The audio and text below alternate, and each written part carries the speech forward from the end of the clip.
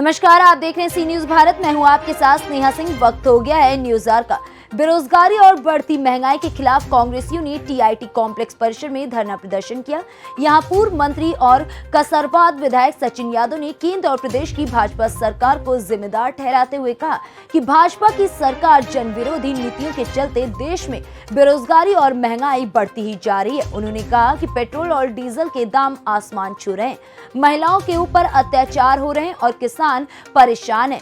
अमानक खाद बीज के चलते किसान कर्ज में डूबते जा रहे हैं। कोरोना के चलते जहां आम आदमी की आर्थिक स्थिति खराब है, वहीं सरकार महंगाई पर नियंत्रण नहीं कर पा रही है। सरकार के खिलाफ जन आक्रोश इसीलिए बढ़ता जा रहा है।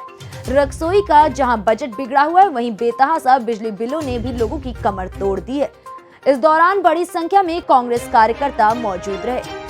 हमारे सम्मानित विधायक साथियों ने बार बार प्रशासन को जो किसानों की जो समस्या है उस किसानों की समस्या को लेकर आगाह किया, पत्रचार किया, ज्ञापन के माध्यम से भी सरकार और प्रशासन को जगाने का काम किया। लेकिन आज दिनांक तक जो किसानों की जो परेशानी है, जो समस्या है, उसका किसी प्रकार का निराकरण नहीं हो पाया। कई जिलों जैसे कि आदरणीय हमारी दीदी ने कहा, कई जगह पर बारिश नहीं होने के कारण समस्या है। 3-3 बार बोनी हुई है। हमारी खरगोन विधानसभा की बात करें, हमारे जो 52 गाँव जो पाटीदार बेल्ट के हमारे जो गांव हैं, वहाँ पर लोगों ने 4-4 बार बोनी कर दी। कई हमारे ऐसे गांव हैं, ऐसे क्षेत्र हैं जहाँ पर समय पर वर्षा नहीं होने के कारण जो पौधे की फसल की ग्रोथ होनी चाहिए वो ग्रोथ नहीं हो पाई है। अब जब पानी आ रहा है तो हमारे किसानों की, चाहे वो कपास की फसल हो, चाहे मिर्च की फसल हो, सोयाबीन की फसल तो लगभग पूरी तरह समाप्त हो चुकी है। छोटी और जो फसलें हैं वो छोटी फसलें भी जो है पूर्ण रूप से खराब हो चुकी है। लेकिन आज दिनांक तक सरकार ने हमारे किसान साथियों के प्रशासन हमला जो है किसानों के खेत पर पहुंच करके सर्वे शुरू करने का काम हुआ है।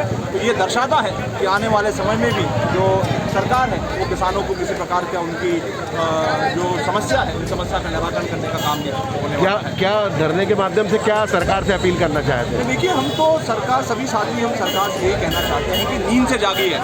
आंखें बंद करके सोने का आपने काम बहुत कर लिया है।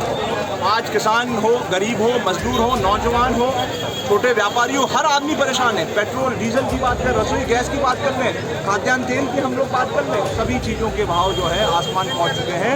किसी प्रकार की राहत जो है आज दिनांक तक जो है सरकार के माध्यम से नहीं पहुंचाई गई है। तो हम सब साथी आज यहाँ एकत्रित होकर धरना के माध्यम से हम सरकार को यही कहना चाहते हैं कि अब तो नींद से जागो और अब तो कम से कम सरकार जो है आम जनता को, गरीबों को राहत देने का काम है। सबसे सभी नीतियां हैं, कौन सा वर्ग है जो परेशान है। खास करके इस प्रदेश के अंदर महंगाई चरम सीमा पर फैल रही है। जो डीजल और पेट्रोल के भाव है, जिसके कारण हर वस्तु आज महंगी हो गई है। जो गृहिणी है, उसका किचन, उसकी गैस की टंकी कितनी महंगी हो गई है। इसके साथ ही इस जिले के अंदर किसान आज बहुत त्रस्त है। कुछ क्षेत्रों में बहुत सूखा पड़ा है, कुछ क्षेत्रों में आप देख रहे हो कि बारिश हुआ है। इन सब को देखते हुए आज किसान की हालत इतनी दयनीय हो गई है, मजदूर की हालत इतनी दयनीय हो गई है, महंगाई चरम सीमा पर फैल रही है। इन सबको देखते हुए इशू जो आप पूछ रहे हैं इसकी कोई कमी नहीं है। कौन सा वर्ग आज परेशान नहीं है। सारे वर्गों का सामूहिक रूप से हम लोगों ने आज सब एकत्रित हुए हैं और आज यहाँ पर इस गूंगी बहरी सरकार को, जो सो कॉल्ड हमारा शिवराज मामा है, जो स्वयंभू मामा बना हुआ है, उसको जगाने के लिए, उठाने के लिए शासन और प्रशासन को की नींद से उठो, धरातल पे आओ, लोगों की समस्याओं देखो, सुनो। इसके लिए हम लोग आए।